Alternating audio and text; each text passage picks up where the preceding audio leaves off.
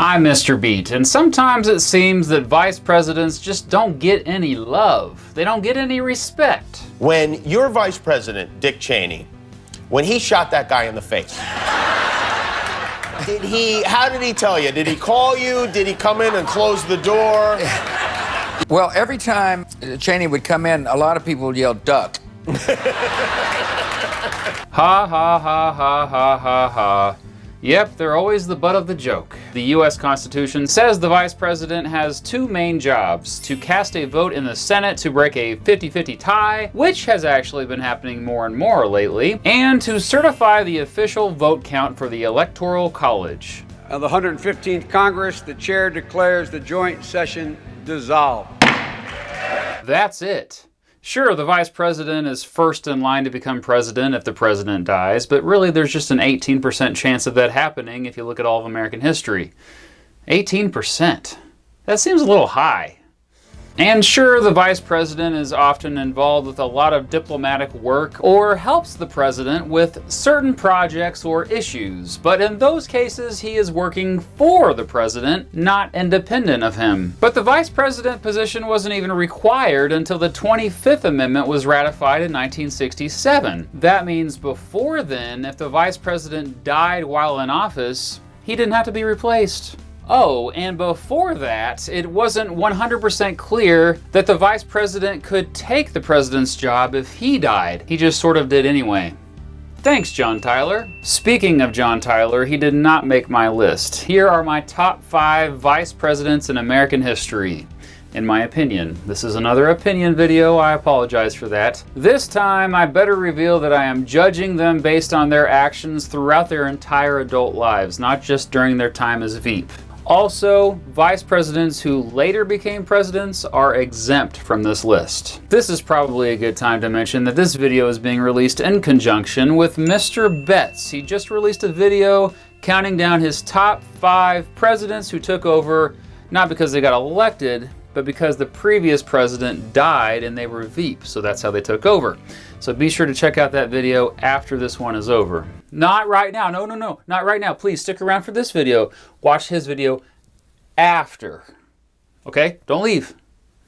Okay, so here are my top 5 vice presidents in American history. Number 5. Walter Mondale. Mondale, who is still alive and kicking, I might add, served as vice president with President Jimmy Carter from 1977 to 1981. While many historians say Carter was a fairly weak president, at the same time, many historians say Mondale was one of the better vice presidents the United States has ever had. He certainly brought a lot more power to the position. Unlike any Veep before, he had a much more hands-on approach within the Carter administration. Even if I don't agree with all of Mondale's political positions, I've always admired his dedication and lifelong service to the country. The son of a music teacher and minister, he joined the army during the Korean War to pay for law school. He later became the Attorney General of Minnesota. He fought for Gideon and others to have the right to a lawyer in the famous case Gideon v. Wainwright. He went on to represent his state in the U.S. Senate for 12 years. As a senator, he was known as a champion for civil rights. One of his biggest accomplishments was getting the Fair Housing Act passed. He was a Democrat, but rarely shied away from working with and compromising with Republicans while in office. He ran for president in 1984 against the very popular Ronald Reagan, and sure, got his butt kicked, but it was pretty cool how he was the first candidate for a major political party to have a female candidate, Geraldine Ferraro, run with him. She would have been the first female vice president in American history had they won. Overall, he's a nice guy who has always seemed to have his heart in the right place. Number 4. Henry Wilson, the vice president from 1873 to 1875 and who served with President Ulysses Grant. Radical Republican, a dude way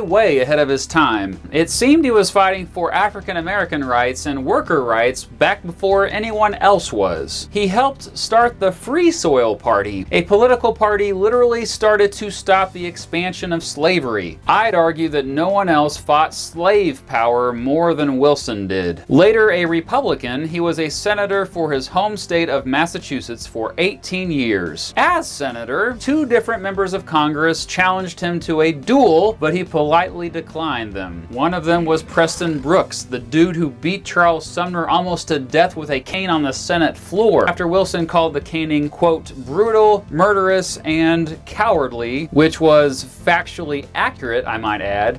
Brooks challenged Wilson to a duel. After Wilson declined the duel, he told journalists, quote, I have sought no controversy, and I seek none, but I shall go where duty requires, uninfluenced by threats of any kind, unquote. What a dignified son of a gun. Also, he was really in tune with his constituents. He constantly traveled around his home state to stay in close touch with their opinions, always taking polls and long before Gallup existed, and he was intelligent. He was more about his principles than following any group, and so sometimes he was at odds with his own political party. Number 3, William Wheeler. Well, hey, he was the vice president after Wilson. Great job, 1870s. Too bad your actual presidents weren't as good as your VPs were. Yeah, Wheeler was Veep with President Rutherford Hayes from 1877 to 1881. Man, did Wheeler have integrity, and the dude was one of the most honest politicians in the history of the country. He was modest, thoughtful, and did not make rash decisions. He was careful to get all sides of an issue before making a decision. He represented various districts in New York and Congress for 10 years off and on before becoming one of the most obscure vice president nominees ever in the crazy election of 1876. While in Congress, he was another huge advocate for civil rights. When Congress voted to give itself a pay raise, he voted to not give himself one in protest. He was low-key. He did more listening than speaking. But when he did speak, he made an impact. He had the best words. Here's a sample. Quote, we owe it to the cause of universal civil liberty, we owe it to the struggling liberalism of the old world, that every man, of whatever race or color, or however poor, helpless, or lowly he may be, in virtue of his manhood, is entitled to the full employment of every right appertaining to the most exalted citizenship, unquote. He got along with everyone, but that doesn't mean he was easily influenced, and so morally sound to a point where he turned down taxpayer money to pay for a post office in his hometown because he didn't want it to seem like he was giving special treatment. Number 2, George Clinton. No, not that George Clinton. Yes, that George Clinton. Man, we always get those two confused now, don't we? Not only was Clinton one of only 2 vice presidents to serve in 2 different administrations, he also was the first governor of New York, serving a total of 21 years. Whoa-ness. 21 years? Yeah, 21 years. The second longest tenure in American history. And he was also a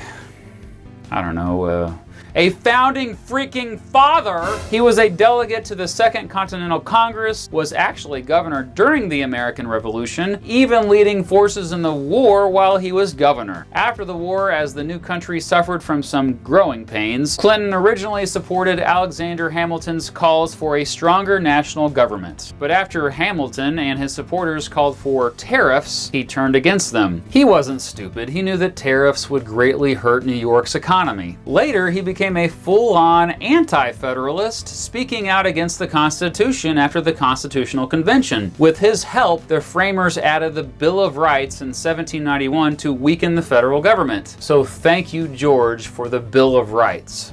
Thank you. Sure, he didn't do much as vice president for both President Thomas Jefferson and later President James Madison, but most Veeps didn't for reasons I stated earlier. The fact is, many Americans really wanted George Clinton to be president due to his legendary status as an important early figure in American history. That legendary status got him a few electoral votes in some of those early presidential elections, and a reminder that I have a video for every single presidential election in American history. Check them out. Number 1, Henry Wallace. What? 2 Henrys on this list?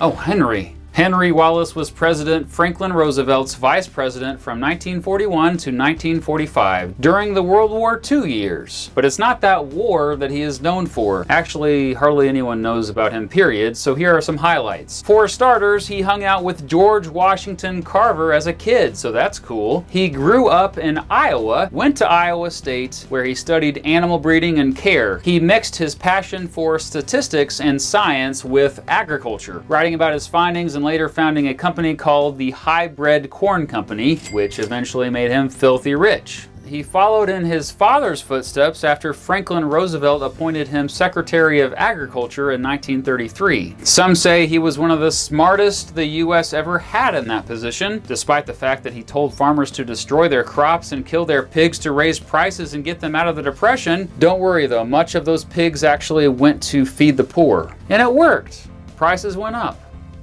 I know it sounds messed up. The main reason why I like Wallace is that he was so forward-thinking. He called for universal health care, an end to the Cold War, and an end to segregation and imperialism long before almost everyone else. He called for a humble foreign policy when he later ran for president in 1948. He got his butt kicked in that election, by the way, and way worse than Mondale got his butt kicked. In many ways, he was a socialist, which many of you probably already know I'm not a big fan of, but I can forgive his economic beliefs by just looking at the fact that he was such a visionary. Many historians today call Henry Wallace an ineffective politician, a naive dreamer, and just plain weird. And he was all three of those things, but frankly, I see them all as positives. So there you have it.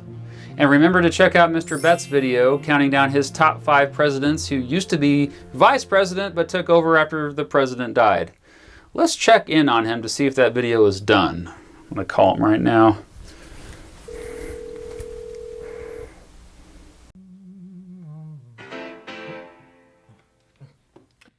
Hey, Mr. Beat. Mr. Betts! I was just checking to see if your video is ready to go. Oh, yeah, the video's almost done. There's just a couple more clips that I gotta put in, just tweak the color grading. Great! Hello? Hello?